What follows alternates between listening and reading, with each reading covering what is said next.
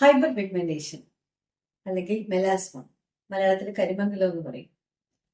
ഒരുപാട് സ്ത്രീകൾ ഈ ഒരു അവസ്ഥ കാരണം വളരെയധികം ബുദ്ധിമുട്ടുന്നുണ്ട്. പലപ്പോഴും എനിക്ക് ക്ലിനിക്കിൽ വരുമ്പോൾ ചോദിക്കാറുണ്ട്, ഡോക്ടർ എനിക്ക് മുഖത്തെ കറുപ്പ് കാരണം പുറത്തിറങ്ങാൻ പറ്റുന്നില്ല, എല്ലാവരും ചോദിക്കുന്നു, എനിക്കൊരു ഫോട്ടോ എടുക്കാൻ പോലും മടിയാണ് എന്നൊക്കെ പറയാറുണ്ട്.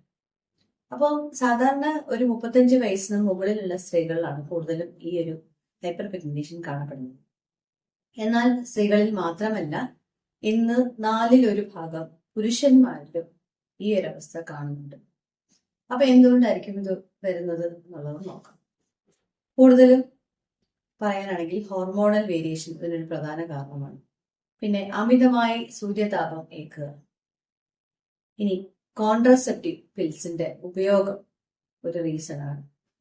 മാനസിക പിരിമുറുക്കങ്ങൾ, ഒരു സ്റ്റേജ് കഴിയുമ്പോൾ നമുക്ക് ഒരുപാട് ഏജിങ് ചേഞ്ചസ് നമ്മുടെ സ്കിന്നിൽ വരും. അപ്പോൾ ആ സമയത്തുള്ള നമ്മുടെ സംഘർഷങ്ങളും മാനസികമായിട്ടുള്ള ആ ഒരു പിരിമുറുക്കങ്ങളും ഒക്കെ അതിനൊരു കാരണമാണ്.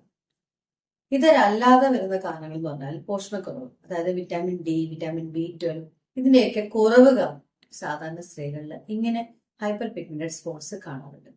ഇതിന് ചികിത്സയുണ്ടോ, അല്ലെങ്കിൽ ഇതെനിക്ക് മാറ്റിയെടുക്കാൻ പറ്റുമോ, ഇനി എന്റെ മുഖം പഴയതുപോലെ ആകുമോ എന്നൊക്കെ ഒരു ആകാംക്ഷ എല്ലാവർക്കും ഉണ്ട്.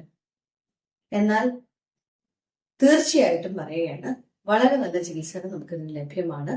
ഇന്ന് ആയുർവേദിക് കോസ്മെറ്റോളജി ഡിപ്പാർട്ട്മെന്റ് തന്നെ ഒരുപാട് വെറൈറ്റി ട്രീറ്റ്മെന്റ്സ് ഇതിൽ കൊണ്ടുവരുന്നുണ്ട്. ധാരാളം മെഡിക്കേഷൻസ് വളരെ സക്സസ്ഫുൾ ആയിട്ട് തന്നെ നമുക്ക് ട്രീറ്റ്മെന്റ് ചെയ്യാൻ പറ്റുന്ന, അല്ലെങ്കിൽ ട്രീറ്റ് ചെയ്ത് ഇതിനെ നല്ല രീതിയിൽ മായ്ക്കാൻ പറ്റുന്ന തരത്തിലുള്ള മരുന്നുകളുണ്ട്. അത് നിങ്ങൾക്കൊരു എക്സ്പേർട്ട് കോസ്മെറ്റോളജിസ്റ്റിന്റെ അഡ്വൈസിൽ നിങ്ങൾക്കത് യൂസ് ചെയ്യാവുന്നതാണ്. ഇതല്ലാതെ ധാരാളം പ്രൊസീജിയേഴ്സ് ഉണ്ട്. ഇപ്പൊ നോക്കിക്കഴിഞ്ഞാൽ ഹോസ്പിറ്റോളജി ക്ലിനിക്സിലൊക്കെ ഓർഗാനിക് ആയിട്ടുള്ള ഹൈഡ്രോഫേഷ്യൽസ്, മൈക്രോഡെർമാബ്രേഷൻ, അതേപോലെ തന്നെ പീലുകൾ, ഇതൊക്കെ നമ്മൾ ചെയ്യാറുണ്ട്. വളരെ നല്ല റിസൾട്ടാണ്. ഇനി ഇതിൽ ഏറ്റവും കൂടുതൽ ശ്രദ്ധിക്കേണ്ട കാര്യം ഇതിന്റെ പ്രീ കെയർ ആണ്. Pre care and post care വളരെ ഇമ്പോർട്ടൻ്റ് ആണ്. കാരണം ഇതില് ഈ ഒരു ട്രീറ്റ്മെന്റ് ചെയ്താലും നമ്മൾ സ്ഥിരമായിട്ട് നമ്മുടെ മുഖത്ത് ഉപയോഗിക്കേണ്ട ചില കാര്യങ്ങളുണ്ട്. കാരണം പലരും മുഖത്തിനെ കെയർ ചെയ്യാതിരിക്കുക എന്നുള്ളൊരു മെയിൻ ഫാക്ടറാണ് ഇതിൽ വരുന്ന ഒരു ഡീമെറിറ്റ്. കാരണം ഒരു ട്രീറ്റ്മെന്റ് ചെയ്താലും ഒരു മെഡിസിൻസ് എടുത്താലും പിന്നീട് അവർ അതിനെ പ്രോപ്പർ ആയിട്ട് കെയർ ചെയ്യത്തില്ല.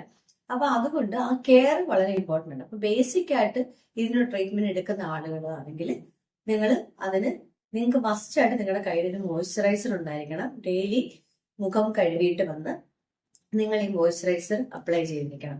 ഇനി അത് കൂടാതെ തന്നെ മോയ്സ്ചറൈസർ അപ്ലൈ ചെയ്ത് ഒരു 5 മിനിറ്റ് ഒക്കെ ആകുമ്പോഴത്തേക്കിന് സൺസ്ക്രീൻ, നിങ്ങളുടെ സ്കിന്നിന് സ്യൂട്ട് ആവുന്ന തരത്തിലുള്ള സൺസ്ക്രീൻ മാത്രമേ നിങ്ങൾ ഉപയോഗിക്കാവൂ.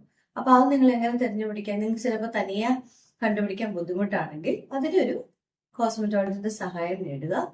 അങ്ങനെ നിങ്ങളുടെ സ്കിന്നിന് സ്യൂട്ടാവുന്ന ഒരു സൺസ്ക്രീൻ ഉപയോഗിക്കുകയാണെങ്കിൽ മാത്രമേ നിങ്ങൾക്ക് ഈ ചികിത്സ കൊണ്ട് ഒരു ഫലം കാണുകയുള്ളൂ.